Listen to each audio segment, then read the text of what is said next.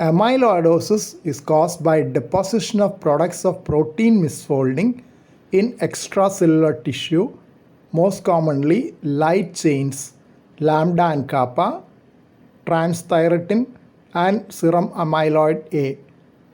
They can be detected by immunofixation tests of serum and urine in most cases. A tissue biopsy like from the bone marrow or endomyocardial biopsy to prove cardiac involvement is the final proof. Technetium-99m pyrophosphate scintigraphy, bone scan used for the heart, is now taken as almost equivalent to biopsy in TTR amyloidosis due to inherent problems for endomyocardial biopsy. Most people are reluctant for an endomyocardial biopsy and processing of the specimen is not widely available. Transthyretin is a transport protein in the plasma and cerebrospinal fluid that transports the thyroid hormone thyroxine and retinol to the liver. Transthyretin amyloidosis can present to the neurologist with carpal tunnel syndrome or familial amyloidotic polyneuropathy, while AL amyloidosis often presents to the nephrologist. Liver involvement can also be there in amyloidosis. Lumbar spinal canal stenosis is another association. Compression is caused by amyloid deposition, causing thickening of the ligamentum flavum and narrowing of the spinal canal.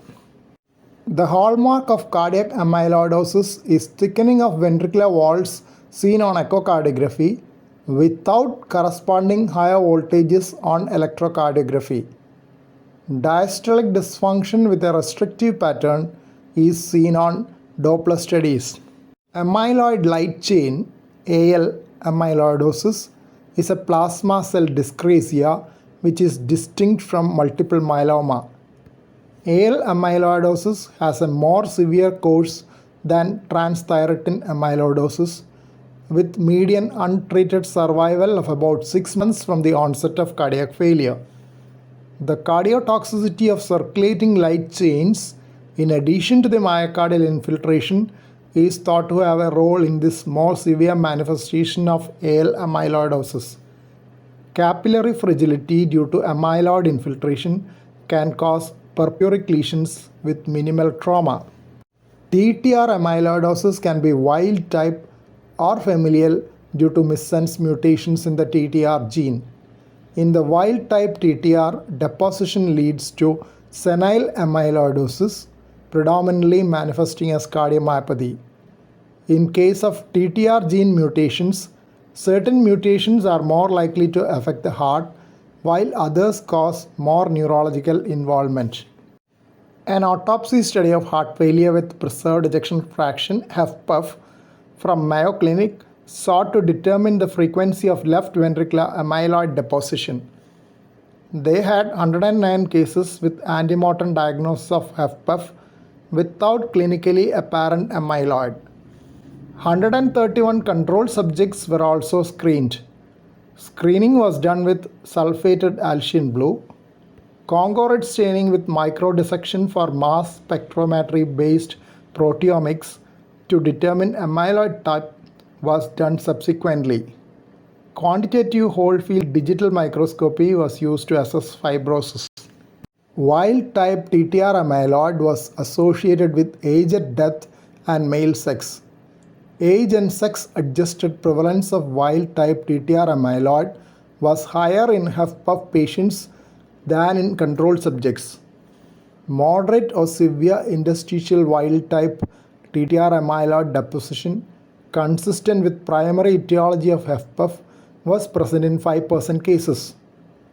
This finding suggests that we may be missing a lot of TTR amyloidosis in the large group of HFpEF in the community, especially in the elderly. Another important group in which TTR amyloidosis is likely is those with aortic stenosis.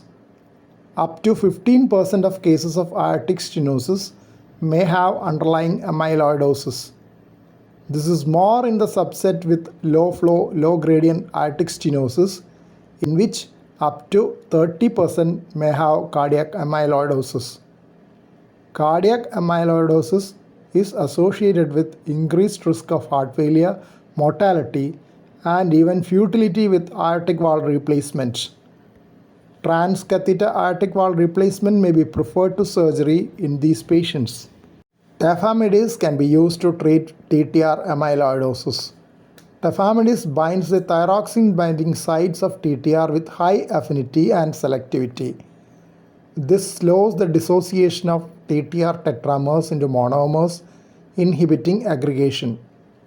Tafamidis has been shown to slow the progression of peripheral neurologic impairment in TTR polyneuropathy. Tafamidis was approved by US FDA in 2019 for treatment of TTR cardiomyopathy.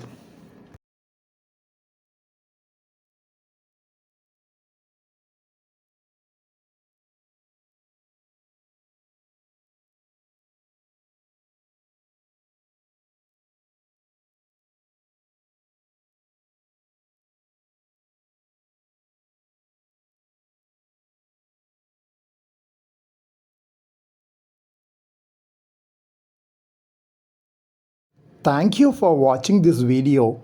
Please subscribe, like, share, and post your valuable comment below this video.